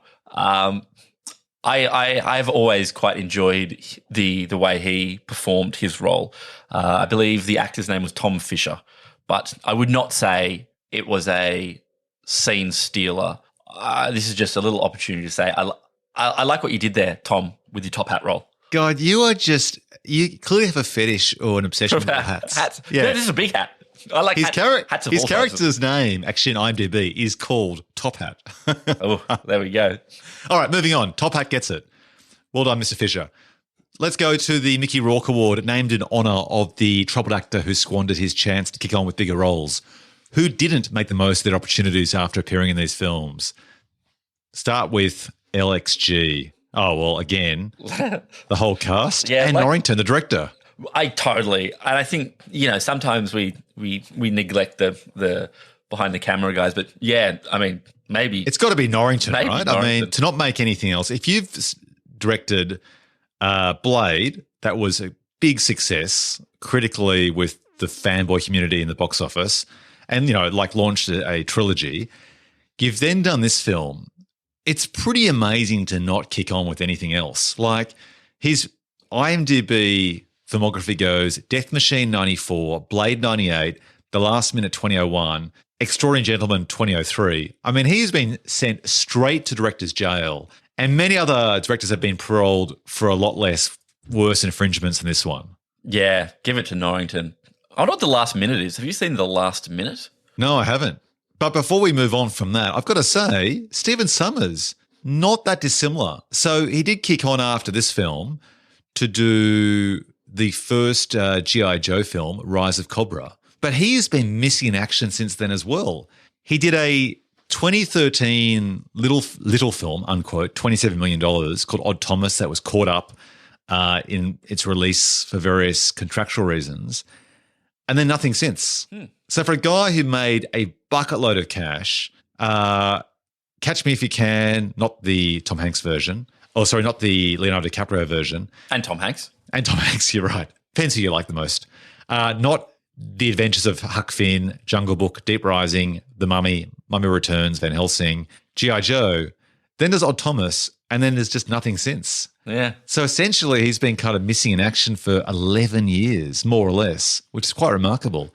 But at least he made another film afterwards, and there is talk of another film in the horizon called When Worlds Collide. So I think Norrington just pips him, but again, excuse the pun, I think the careers of both these directors were definitely cursed. Give it to them. Split it between them, Norrington and Sommers. Done, guys. You can split the Mickey Rourke Award and take home an abdomen and a set of legs yourself each. Jumping to the winner Chicken Dinner Award. Who came out on top in each of these movies and was their career high? Ooh, ouch, Gabe. LXG. Who came out on top of this? Jesus. I feel like you're kind of like sifting for alluvial gold, and all we're just getting is just rocks. Alan Moore might have felt vindicated in his hatred for adaptations of his work that this one was a turkey. Which is interesting that he has this opinion because he's so anti people making his stuff, and occasionally they do a good job of it. For instance, the Watchmen TV series. Fantastic. It's great. And that's not even an adaptation, I guess, of his work. It just takes characters created by him and really takes them in its own direction, which he might hate even more, but it was really, really good. So my vote would be for the, hermit Alan Moore. Okay. And how about Van Helsing? Any nominees? God, he came out on top of Van Helsing. No one, I think. Yeah. Oh, No one. all right. Alan Moore gets it. He gets it for being basically spiteful. Nice. If there's any reason to win an award, make it that. All right. Jumping on to the Best Dialogue Award. What's your favourite quote for either of these movies? I myself couldn't find anything memorable, which I guess reflects how unmemorable these movies are. Did anything float to the surface for you? Float to the surface. Like a turd. Nice. I believe that was I think we all understood the subtext of what you were saying.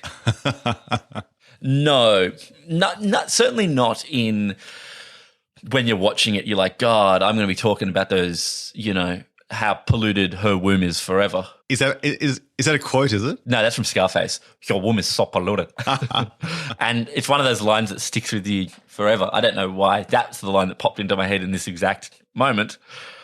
But there's nothing like after watching either of these movies, like I'm going to be walking around saying, if you can't do it with one bullet, don't do it at all, which is some line that Alan Quatermain has forever, and say that forever. So I did quite like the line in Van Helsing where Dracula says to Igor, do unto others. And then Igor jumps in and says, before they do it unto me. Yeah, that's great. And hey, while we're here, man, I love Kevin J. O'Connor who plays Igor. He's great. I will save him for an award. There must be an award coming up, surely. Okay. I got to give one to Kevin. Maybe it's the next award, the Nicolas Cage Chewing the Scenery Award. Oh, wow. Okay. To me, it's got to be, take your pick. I'm going to put down Roxburgh for both. But look, he's got to win for Van Helsing because it's just like we've talked about. I don't want to go too hard on him, but it's just I don't know. It's like malarial. It's fucking abortive. It's the most brutal set of decisions since fucking Germany invaded, opened up a second front in World War II. All right. Well, unfortunately, Mr. Roxburgh takes it home for 2 films, but fortunately offset by the excellent accolades he's received for every other performance he's done. All right, let's move on. The Taking a Paycheck Award speaks for itself. I would say for Van Helsing, it's got to be Robbie Coltrane doing one day of ADR and getting paid 5 figures, I imagine, to play the voice of Mr. Hyde. How about you? Oh, good for Cracker. Sean Connery, right? $17 million to do his last film. Connery bowing out on that. Yeah. It's got to be Connery, surely. Give it to Connery. This feels like a total FU to genre filmmaking where he's just said, I don't get the script. I don't like the director. I'll take this final big paycheck and see you later. That's it. Good on him. All right, the Stephen Tobolowsky Award, a.k.a. Hey, It's That Guy, inspired by the guy we know and love, Ned Ryerson from Groundhog Day. So who triggered Hey, It's That Guy, Gabe, when he or she appeared on screen? Well, LXG, maybe Jason Fleming. He certainly pops up in a lot of stuff, doesn't he? Yeah, everyone would recognise him from, I guess it'd be Lock, Stock, 2 Smoking Barrels and Snatch, right? Yeah, I think those two are probably the ones which you would most recognise him in a sort of lead role from. But, he turns up in a lot of little roles or indie movies, sometimes memorably and sometimes less memorably. That's right. But it might also be that I've just seen a lot of these crappy movies. Like, he's the lead in that George A. Romero movie, Bruiser, which I would highly recommend if you want to see Peter Stormare get shot by a laser beam. He's Deep Rising. He's in From Hell in a small role. The Bunker and Below, those sort of like World War II horror movies. Transporter 2. Mirrors.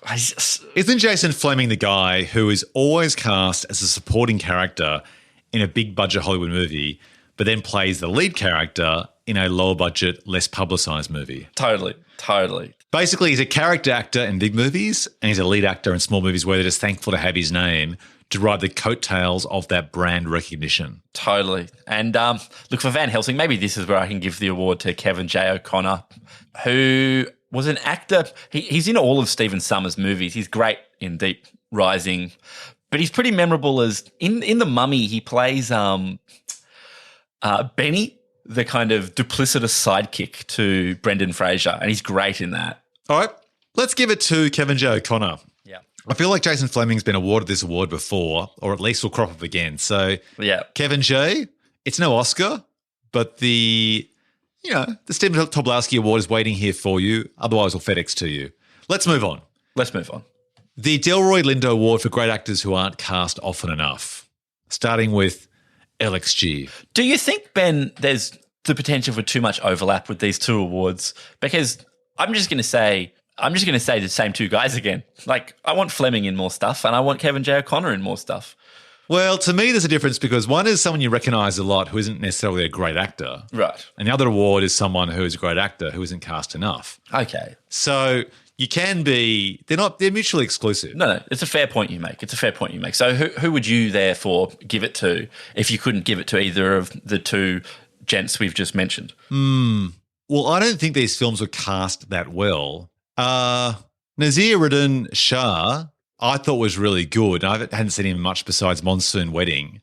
So I guess he played Captain Nemo would be a nominee for this one and should be cast in more. But as for Van Helsing, no one really jumped out. I've got no one. There you go. Do we just vacate this award? Yeah, okay. Yeah. Let's call this one dead and buried. All right. No nominees, no awards. Okay. Moving on to the Memphis Reigns Award, inspired by the absurdly named character played by Nick Cage from Gone in 60 Seconds. So, Gabe, which character steals the cake for the most ludicrous names? And surely, amongst these two genre mashers, there's got to be a few, right? Yeah, but I feel like it's cheating just to say, Alan Quatermain or Captain Nemo or... Well, let me help you out here. Rodney Skinner is the name they gave An Invisible Man. Get it? Skinner? Oh, okay, I get it. Yeah, it sounds more like a serial killer, play on words if you ask me. So there aren't many, I agree. Let's jump to Van Helsing. Any names? I mean, Anna Valerius is a pretty silly name. Yeah, it's trying to play off the words delicious and delirious, I think. Is it? Is that what you think? That's what comes to mind. What about Valerian steel? No, it's a herb. Yeah. No, look, I'm going to give it to Tom Fisher's character, Top Hat.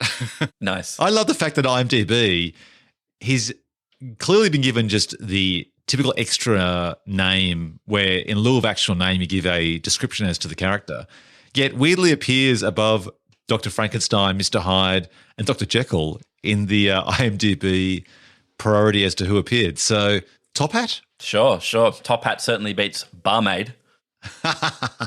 All right. The Memento Award. Now, this doesn't count for me because I hadn't seen these films before, but for yourself who's watched these many times before on pay TV and DVD through the 2000s, any moments you completely forgot about until you rewatched these movies? I mean, to be honest, not really, or not in a way that made me feel good about myself. Okay. All right. Let's call it a dead rubber. Moving on. The Die Hard Award, named after the influence of Die Hard, inspiring subgenres like Under Siege. If imitation is the ultimate flattery, Gabe, did either of these movies leave a legacy by inspiring a crop of clones? Starting with LXG, I guess you could say they, made mistakes with the superhero team-up movie, but, that's been done in comics for years and years. I guess you could say Van Helsing's been inspirational in relation to the TV series, and both films could have inspired the ill-fated dark universe that Universal had planned. Totally. Yeah, I think that's spot on. I mean, I don't know, I guess, enough about just life, the world, humans to really say with any certainty. But Van Helsing does feel slightly ahead of its time. And then, like we said, also behind the eight ball. So, yeah, I mean, I think you're exactly right. It's a shame. It's a shame we never got the full Dark Universe, that they had to bail on that after just one film. It's a world we'll just have to imagine. It's, maybe it's one of those situations we've got to hashtag release the Dark Universe. Who knows what giddy heights those magnificent team-ups could have taken us to. All right. It's come to that time of the podcast, end of the awards. Now it's time to get to the Milking the Speed Cow Dry award or pitch. So, Gabe, let's say there's an opportunity to make a sequel to The League of Extraordinary Gentlemen or Van Helsing. A big studio executive has us in his office. He says to us, look, both films attempted to reinvent horror legends as 19th century Gothic superheroes and infused it with some really cool steampunk technology. So, Ben, Gabe, we want you to make a sequel. What's your pitch to make it, and how do we make it? Go. Well, what are we up against here? Van Helsing's basically used up all of their most famous characters. The League of Extraordinary Gentlemen has many more characters they could call upon if you wanted to be like, oh, who's the newest member of our team? It's Mrs. Havisham. Joining us today, it's Gandalf or fucking Emma or Philip Marlowe or... Oh, you mean like the Jane Austen style team-up movie? Well, I mean, they could just rotate in any old character. Oh, helping us solve the mystery this week, it's Humbert from Lolita. Stay away from him. His great weakness is young girls. Let's get back to first principles here. The League of Extraordinary Gentlemen tanked at the box office, and there's no hope of getting some of those major actors back. Well, not the major one, which is Sean Connery. Van Helsing also tanked at the box office, not as badly, but didn't do as well as they'd hoped, and not enough to make sequels. But it has Hugh Jackman, who you could get back for a sequel, and same with Kate Beckinsale. Oh, she dies. Oh, you know what? That doesn't matter because they can bring dead characters back in these horror movies anyway. I would say that Van Helsing has obviously proved to be interesting enough to people in terms of the idea of doing an action James Bond-esque horror film as a concept to inspire a TV show, that it's popular enough as an idea. And there was even talk of a 2009 Tom Cruise version with Guillermo del Toro directing at one stage. So I think there's clearly interest by the audience out there for that Van Helsing concept. I reckon there's a possibility here that you go for the grounded contemporary 2020 Van Helsing. No steampunk. It's just set now with a James Bond-esque character who hunts down monster characters who hide in the shadows, much like Manhunter or something where detectives hunt down serial killers. This is the TV series version of Manhunter, set with Van Helsing as the lead and real-life monsters. A bit like a Buffy meets Van Helsing meets Mindhunter. Wait, so you said Manhunter, and that got me all moistened because god damn do I love Michael Mann's Manhunter. But then you said Mindhunter. And look, I guess I'm equally moist for that too. But are we saying that this would be a slow procedural whereby a modern Van Helsing went and interviewed various other locked up monsters so as to find the key to discovering the true identity of the greatest monster there is out there? I mean, weirdly... Okay. That's oddly... Beep, beep, beep. Oh, let me reverse. I've made a mistake. But that's oddly the plot of both Manhunter and Mindhunter. You know, Will Graham's got to go get the old get the old smell back from Hannibal or whatever he says. And in Mindhunter, chat to Ed Kemper to catch the Atlanta killer or whatever the fuck. Well, isn't that TV show Supernatural basically this idea anyway? Two ordinary, good-looking chaps, take down horror legends in contemporary times? Yeah, I guess so. So would it just be basically the TV series Supernatural, but with a lead character in a leather jacket and a nice little hat? Yeah, I'd probably drop the hat and leather jacket, and if we're just trying to make Supernatural more popular, just add incest porn. Whoa, okay, shots fired. Well, I don't know, that's just real popular these days. I'm just trying to come up with popular shit here, man. I like hats, but man, the voters on Pornhub have spoken. We're trying to target 4 quadrants here, which is always a challenge of doing a horror film. How do you attract the kids and the oldies? I reckon we've got to, sand down the corners of our horror to make it more accessible. Certainly not include the porn that you suggest, because that could possibly rule out a wider audience. Okay, suit yourself. So let's work through this. Do you agree that Van Helsing's our sequel, and do we set it in contemporary times or not? Why not? I mean, even if you had the same character, he's been wandering the earth for hundreds of years. He could have continued to wander right into the we're in the 21st or 2nd century now? We're in the 21st century. So Sweet, okay, good. This guy could be like Kane in Kung Fu, wandering the earth, or this could be like a horror version of Touched by an Angel, where essentially Van Helsing wanders the earth, taking down, various demons, vampires, etc., that are tormenting small American towns.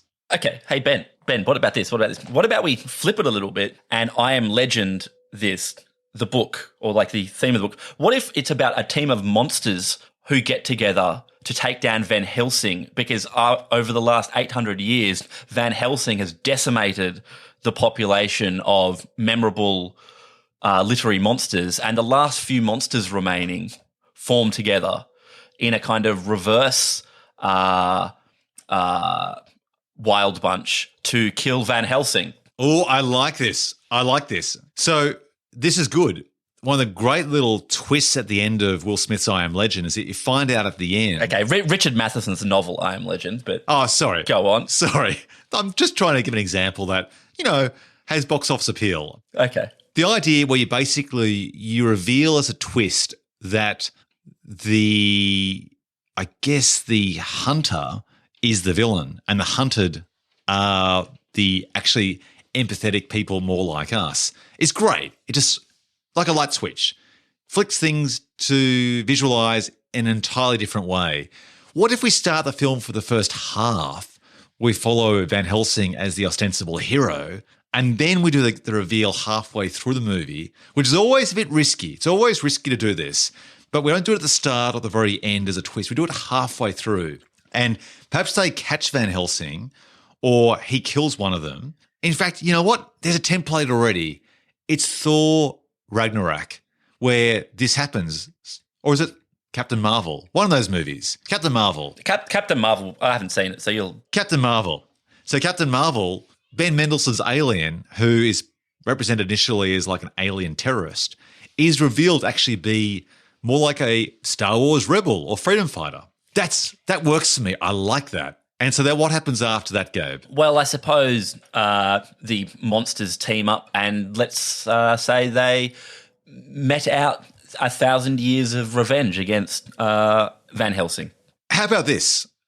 If we've got different monsters, so different species together, not just all vampires, but a werewolf, etc., do we do a film where we basically just use up all our monsters at once and they come together as a diverse team, like in a heist movie, where you've got the vampire complemented by the werewolf, complemented by Frankenstein's monster, and the heist, so to speak, is the assassination of Van Helsing?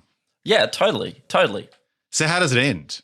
What is a satisfying ending? Do we have our monsters kill our human, or do they come together and form an uneasy alliance nice to take on a bigger villain in this sequel? Yeah, sure. Like at the very end, I don't know, Cthulhu rises out of the ocean, and it's like, oh shit, now we got to team up. Now a vampire and a werewolf and a human man will have to fight Cthulhu.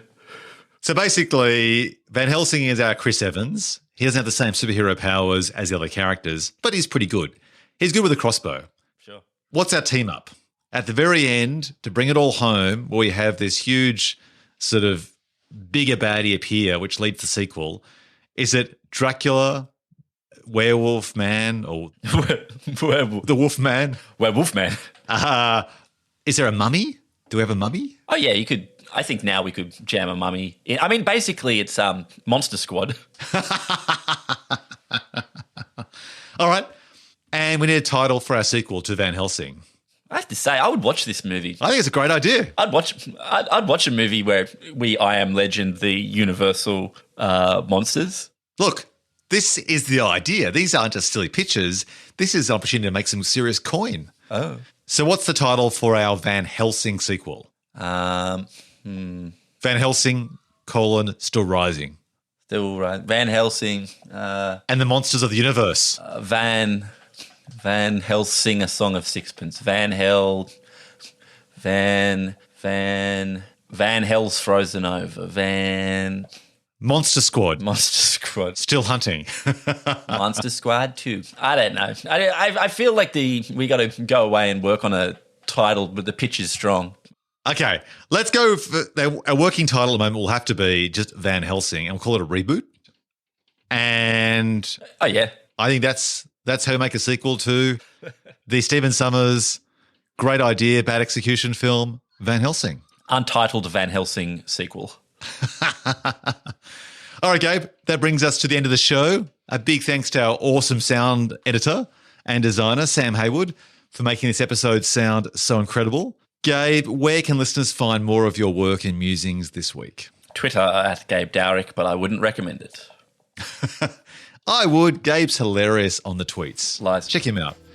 I'm at Ben Phelps on Twitter and Instagram and youtube.com/Ben Phelps. You can find my podcasts, including Twin Movies, in the usual places like Apple, Spotify, and Google Podcasts. Thanks, folks, for listening. We hope you enjoyed the show. If you did, please spread the word and leave us a review on Apple Podcasts, as that helps get people to discover and hopefully enjoy the antics that we share each week.